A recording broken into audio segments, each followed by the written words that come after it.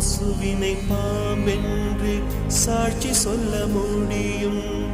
காம்பினில் விஷம் என்ன கறக்கவ முடியும்? பசுவினை பாம்பென்று சாட்சி சொல்ல முடியும்.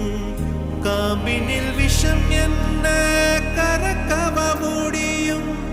உடம்பில் வழிந்தோடும் உதிரம் உனை கேட்கும். நான் செய்த தீங்கு என்ன?